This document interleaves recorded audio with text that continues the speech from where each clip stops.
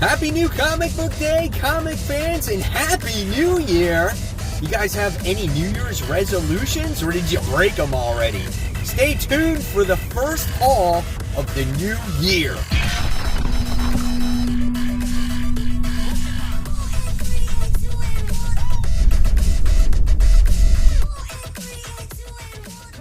Hey comic book fans, welcome back to Comic Book Order 2.0, and I'm your host, Mike Spider Slayer, getting ready to bring you Spider Slayer's Comic Book Haul. Guys, this is episode 406, and this is the first comic book haul of the new year. So guys, at any time, if you like this video, please give it a thumbs up, subscribe to that channel, and don't forget to hit the bell and receive all notifications from me so you don't miss any content from me. So guys, if you're new to this series, it's pretty simplistic, right? I go to the comic book store, which is right behind me. I pick up my comics and I show them all to you. So let's jump into this haul, guys. I don't think you're going to be disappointed. It's a pretty big week, all right? So this is the mysterious black bag, and inside are the comic books. That's right, guys. So here we go. There's the stack, okay? A little deceiving because, of course, we have the traditional bags and boards. Got to get them. You know, I got to keep up on that stuff, man. I can't let that pile up as many comics as I get each week. So let's see what we got.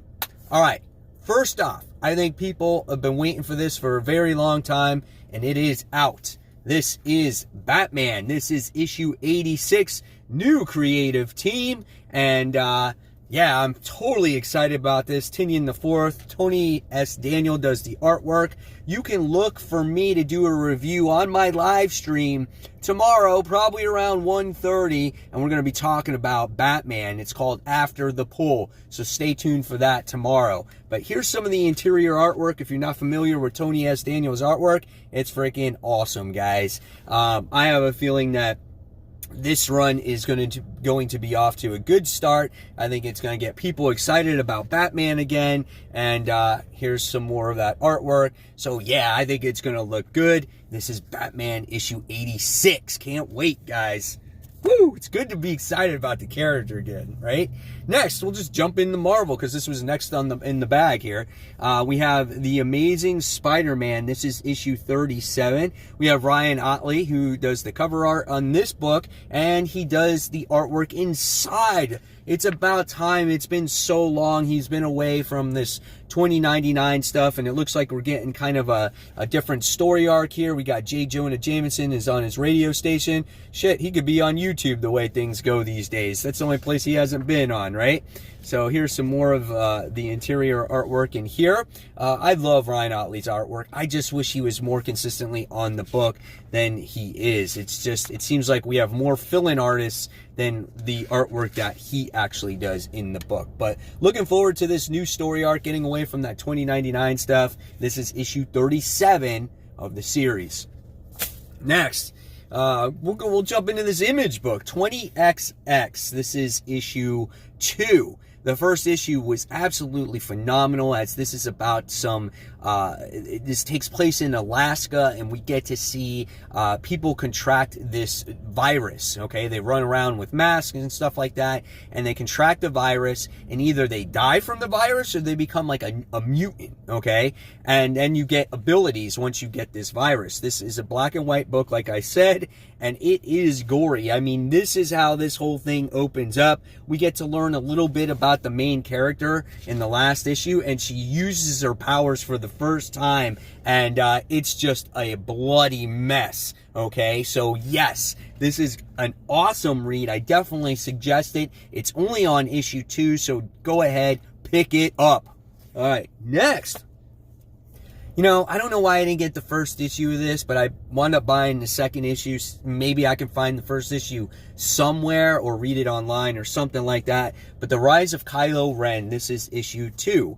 This is obviously a story of Kylo Ren, and if you care about that character, you're going to want to know, like, how he became Kylo Ren, right? And they explore that story in this series, and I can't believe I forgot about issue 1, and so I'm so disappointed in that. So I'm curious to see what the story has to offer. It's kind of weird looking, but I want to see how he actually goes to the dark side and whatnot. So this could be a cool story. It looks like he's with Snoke. I guess that's what it is. Yeah, I guess that's who that is right there, right? So yeah, this could be a lot of fun. This is the Rise of Kylo Ren. This is issue 2. All right, next, new #1 from Marvel Comics this week. This is Star. This is issue 1. This is straight from Captain Marvel. And she was kind of like the villain in the last issue, or the last story arc of Captain Marvel. And, you know, she was pretending to be good. She was this reporter at one time. I got the J. Scott Campbell variant cover. Absolutely gorgeous. Very simplistic cover. It's pretty much white with red and a little bit of yellow around it, right? So if you're on the fence about it and artwork makes a difference for you, here's the way some of that artwork looks inside, okay? So it looks like she's having a dream or something like that in there. So let's see what else we got in here. So here's some more of that artwork inside. So we'll see where this goes. I think this is obviously a mini series. So this is Star. This is issue 1. All right, next we have Young Justice. This is issue 12, Assault on Star Labs. Now, this book, I'm kind of just like, I want to like it really a lot, okay? But it kind of lets me down every time I read it. I think it's a gorgeous looking book on the inside. I think, you know, but it's just like Superboy was gone and now he came back, right? And now he disappeared again, and he fell for this trick, and I'm just like, okay, it was kind of lame, you know? And but there is certain character elements that are really good in this book, but then there's also plot lines that just don't make sense to me, okay? And now we have Naomi in this book, because obviously this is a Brian Michael Bendis book. So I want to know what you guys think of Young Justice if you read it. What do you think of Drake? What do you think of Jenny Hex and Teen Lantern and all these other characters that have been introduced in this series? So Young Justice, this is issue 12. All right, fans, next we have X-Force. This is issue 5. This was one of my covers of the week for this particular week. I love this cover with Forge on there using the Krakoan technology. Now, at the end of the last issue, we got to see freaking Wolverine, and this is spoilers, so just to let you know, last issue, we got to see Wolverine chopped in half by a Krakoa portal. It closed, and he was chopped in half, and same with Quentin Quire, and his head was decapitated. You want to talk about dark, man. This book can get gory at sometimes, you know? So it's a pretty intense book. Here's some of the artwork that's inside of it. You know, I like it. I think at times it might look a little bit rushed, but here's Forge there. And again, that Krakoan technology, he's got some kind of like bug armor going on there.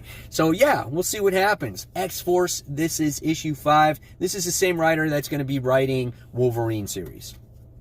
All right, next we have the second issue of Venom Island. This is part 2 and issue 22. Cool cover as you get to see the waves crashing down, and it's got the Venom symbol on there. And what was kind of cool about this last issue is that Eddie Brock wound up going back to the island where he wanted to destroy Batman, but it's to rid of the Carnage symbiote because it's somewhat attached to him now that he absorbed all the symbiotes from Absolute Carnage. So he's in a battle of his life to actually rid of this symbiote once and for all.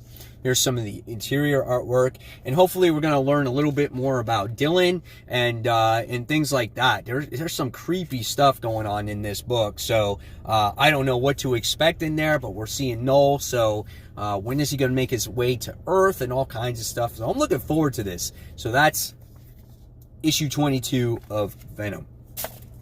So next Spider book we're talking about is Symbiote Spider-Man Alien Reality, issue 2, written by Peter David, and the artwork is done by Greg Land. I think it's a cool book as it's an alternate reality that Spider-Man is in. He was in regular reality, somehow got knocked out, woke up, and Kraven the Hunter's his friend. Natasha Romanoff is his lover, and he's driving the Spider car again and things like that, and he comes across Doctor Strange, and Doctor Strange is a bum in this world, and so now we got to figure out how to fix it. And the Hobgoblin is Sorcerer Supreme in this series as well, so it makes for a quite interesting plot, and I want to see how this one develops. So yep, Symbiote Spider-Man, Alien Reality. This is issue 2. That's a long name. All right. Next, considered a spider book as well. This is Morbius, the Living Vampire, guys. This is issue 3. Now, this has a badass cover. This is another cover that's on my top 10 comic book covers of the week. And it's a pretty cool book as we get to see Morbius suffering some more from this most recent transformation as he tried curing himself. And now Spider-Man's in the picture, and he's trying to help Morbius, okay? Now, obviously, you've got to have Spider-Man in this Morbius book to kind of boost sales, to get people on board with it. But the one thing it does got going for it, man, is the outstanding artwork in here. And Morbius is not just like a guy that has fangs. He's like a complete monster now that can completely transform himself. He loses himself in the hunger. I kind of like it. It's good. It's horrific. And this is issue 3 of the series. All right, next we have the End Miles Morales, all right? So I'm curious to see how the end happens for the character. Like here you get to see him, he's in a hoodie, but he's all gray and he's got an old beard, but he's still fighting crime and doing his thing. Let's see if we can get some good artwork. The artwork looks a little blocky here. I don't know what's going on in there. So again, these are one of these Marvel books where you gotta take them or leave them, you know? This is probably just a throwaway story, and obviously it means absolutely nothing. I'm not a fan of this artwork. Looking into it here. Look at this. Oh, no. I've been ripped off. How much was this? Is this $5? $5. If that's the case for the End line, I might not buy anymore. All right, so talk about another one, okay? And I said I wasn't going to do this, and I do this anyway. Marvel X, or whatever it's called. This is Alex Ross and Jim Kruger. So I don't know what to really expect from all this, but I thought it looked cool and I wanted to check it out. So here are some of the interior artwork for this one. I have no idea what to expect. I don't even remember what it's about or whatnot, but it looks like some dying person in a bed and I don't know, some dude with glasses. What's going on here, man? I don't know, but it's kind of creepy. I can give it that, where, you know, that nod right there. And if it is a horror book, well, I'm a horror fan, so I don't know. We'll see. I'm just kind of speechless. I don't know what to say. All right, Immortal Hulk. This is issue 29. I'm not a fan of this Roxxon whole thing going on that Immortal Hulk has to defeat. It's a little slow for me. There's a lot of board meetings. The artwork was different in the last issue, and it looks like it's back to normal in this issue, which is good, because I was going to say if it was back-to-back issues where it was poor artwork, I would have been disappointed. The last one had to do with a security guard and possibly going to shoot his daughter and stuff like that. It was a little weird. It's kind of fillerish. So now we get this continuation of the Hulk doing battle against the Minotaur and his domination on the world and to take over Roxxon. That's basically what's going on here. So that's the Immortal Hulk. This is issue 29. Cool Greg Land cover here for Ghost Spider. This is issue 6. I love this series. I say it every time. For me, this Ghost Spider series is better than the first one. And the artwork is really well done in here. Even the dialogue bubbles are nice in here. I don't know if you want to see a guy in a bathing suit. Let's see what's going on here. Here's some more. This is the artwork that I'm talking about right there. So that's kind of cool. And it's a good story. You know, you got the Jackal going after Gwen Stacy. He found her home, Earth 65, because she's been traveling between Earth 616 and 65. There's different versions of the Jackal, and he's exploring all this new world and things like that. So it's a cool book, man. I really enjoy it. So this is issue 6 of the series. Next, another horror book, the Joe Hill House Comics. I think this is the variant cover for the Dollhouse Family. This is issue 3. This is such a creepy cover, man. Little ghost girl with her hands like claws, and she's coming through the window, and you got the creepy dollhouse in the background. And in the last issue, you got one of the the kids that were in a foster home wound up getting, the house kind of ate her. It was so weird, but it's about this girl who wound up getting abused by her father, and the mother wound up killing the father, and she was placed in foster home, but she's always had this dollhouse, and this dollhouse is alive. And this dollhouse wants to take care of her if she does these bad things, right? So, really creepy book. Here's the way the artwork looks in it. And every time you read an issue, you learn a little bit more about the dollhouse and what it does and the history behind it. So, again, great book. Definitely suggest you guys check this one out. All right, next. This took a long time for me, I felt like. Deadpool issue 2. This one's written by Kelly Thompson. And, you know, Bachelot's not my favorite artist in the world, especially for, you know, a Deadpool book. But I love the way this book actually ended. He's like the king of monsters, and he's got Jeff the Land Shark from West Coast Avengers being by his side. And if you're not familiar with Jeff the Land Shark, it's like a baby land shark. It's like Baby Yoda, you know, but the land shark came out before Baby Yoda. And I thought it was actually pretty cool. It actually had me interested. And at the end of the last issue, you wound up having Kraven the Hunter make his appearance in here. And I'm like, okay, Kraven the Hunter makes his appearance. I can see that because he wants to go after the King of Monsters, and that's how he is. But again, the artwork is just not my favorite here. But we'll see where this goes. I think this could be a decent series. And this is issue 2. All right. And next, we have Black Cat issue 8, mainly purchased for the cover because I'm a huge Scott Campbell fan. This is the second one of the week. Whether I read it or not, it's just a matter of if I have time. Here's the interior artwork in here. So it's not too bad. And yeah, so we'll see where it goes. I really don't have anything to say about the story. Again, I read the annual, and I thought the annual was good as Felicia and SpiderMan teamed up. So yeah, that's that. And then last but not least, as you saw on this thumbnail when you clicked on it, I got Batman issue 500, okay, signed by Joe Quesada. And this is 2,997 out of 10,000, and it's officially signed because I got a certificate of authenticity on there. So they had this at the shop, and I was like, sweet, and I know it's legit.